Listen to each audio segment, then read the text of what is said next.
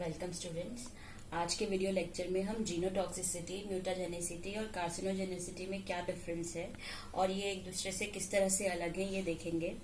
तो सबसे पहले हम बात करते हैं जीनोटॉक्सिसिटी, म्यूटाजेनिसिटी और कार्सिनोजेनिसिटी हम किसके अंडर पढ़ते हैं, कौन सी ब्रांच होती है जिसके अंदर हम इस सबको पढ़ते हैं। तो उस ब्रांच का नाम है टॉक्सिकोलॉजी। के अंदर इस सारी चीजों को पढ़ा जाता है कि जहां पर हम फार्माकोडायनामिक इफेक्ट जो ड्रग के हैं, ड्रग का बॉडी पे क्या इफेक्ट हो रहा है, जिसमें टॉक्सिकोलॉजी या टॉक्सिसिटी इफेक्ट्स भी होते हैं, क्योंकि कुछ ऐसे इफेक्ट्स होते हैं जो डिजायर्ड होते हैं, कुछ ऐसे इफेक्ट होते हैं जो अनडिजायर्ड होते हैं। तो अनडिजायर्ड इफेक्ट्स में टॉक्सिक इफेक्ट्स भी आते हैं। तो इसको हम इस सारी स्टडीज को जिसमें हम पढ़ते हैं, जिस ब्रांच में, उसको हम टॉक्सिकोलॉजी भी बोलते हैं। सबसे पहले क्वेश्चन आता है कि जीनोटॉक्सिसिटी क्या होती है। जीनोटॉक्सिसिटी वो टॉक्सिसिटी होती है जो रिलेटेड होती है किससे, डीएनए से, जीन से, न्यूक्लिक एसिड से। ये सब जो टॉक्सिसिटी होती है वो बेसिकली जेनेटिक मटेरियल से रिलेटेड होती है। और ये टॉक्सिसिटी किसकी वजह से होती है, कोई भी फिजिकल और केमिकल एजेंट हो सकता है जो ये टॉक्सिसिटी जेनेटिक मटेरियल पे कर सकता है। और जेनेटिक मटेरियल में क्या क्या आता है, डीएनए हो सकता है, जीन हो सकता है, न्यूक्लिक एसिड हो सकता है। ऐसा कोई भी टॉक्सिसिटी जो जेनेटिक मटेरियल पे हो उसको हम कह सकते हैं जीनोटॉक्सिसिटी। अब क्वेश्चन ये आता है कि फिर म्यूटाजेनिसिटी क्या है। म्यूटाजेनिसिटी वो जेनेसिटी हम कह सकते हैं, वो टॉक्सिसिटी कह सकते हैं जो किस पे होती है, जो होती है बेसिकली जीन के अंदर, जीन में जो न्यूक्लिक एसिड प्रेजेंट होते हैं उसके अंदर होती है। लेकिन इसका डिफरेंट जीनोटॉक्सिसिटी से क्या है, ये एक परमानेंट चेंज है। ये एक परमानेंट चेंज है जो किसके अंदर आता है, जो जेनेटिक कंपाउंड्स होते हैं उसके अंदर आता है। और उसकी वजह से क्या होता है, म्यूटेशंस होते हैं। और म्यूटेशंस की वजह से बहुत ज्यादा टॉक्सिसिटी होती है। और म्यूटेशंस ही कारण है टॉक्सिसिटी के। क्या हमने देखा, म्यूटाजेनिसिटी क्या है। म्यूटाजेनिसिटी वो परमानेंट चेंज है जो जीन के न्यूक्लिक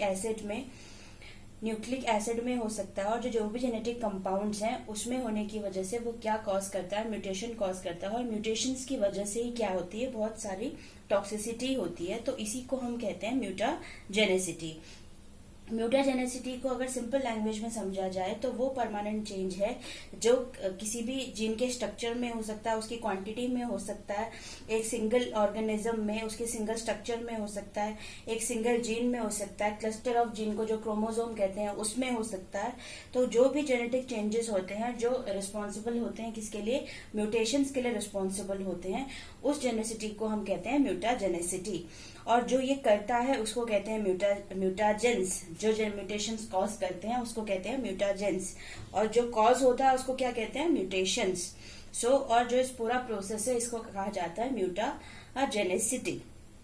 अब बात करें म्यूटेशन की। म्यूटेशन क्या होता है, म्यूटेशन वो प्रोसेस है जिसमें हम नाइट्रोजन का जो बेसेस होते हैं वो एक सिंगल बेस जो होता है वो भी रिप्लेस हो सकता है, या पूरा ही नाइट्रोजन बेस पेयर का जो पूरा सेट होता है वो भी रिप्लेस हो सकता है डीएनए मॉलिक्यूल में।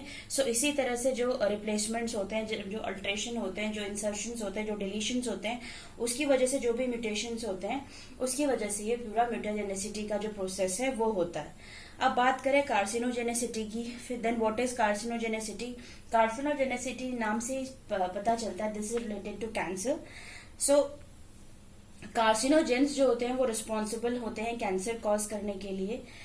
और जो प्रोसेस होता है कैंसर का, जिस वजह से होता है, उस पूरे जेनेसिटी को हम कहते हैं कार्सिनोजेनेसिटी। और जो इसको कॉज करते हैं उनसे कहते हैं कार्सिनोजेन। जो कैंसर होता है वो बहुत सारे रीजंस की वजह से हो सकता है, बहुत सारे एजेंट्स की वजह से हो सकता है। वो नेचुरल पेस्टिसाइड्स भी हो सकते हैं, हैवी मेटल्स भी हो सकते हैं, टोबैको का यूज भी हो सकता है, यूवी रेडिएशंस भी हो सकते हैं, बहुत सारे एरोमेटिक अमाइंस की वजह से भी हो सकता है। तो जो जेनेसिटी होती है ये बेसिकली कैंसर कॉजिंग होती है और इस पूरे प्रोसेस को कहा जाता है कार्सिनोजेनिसिटी।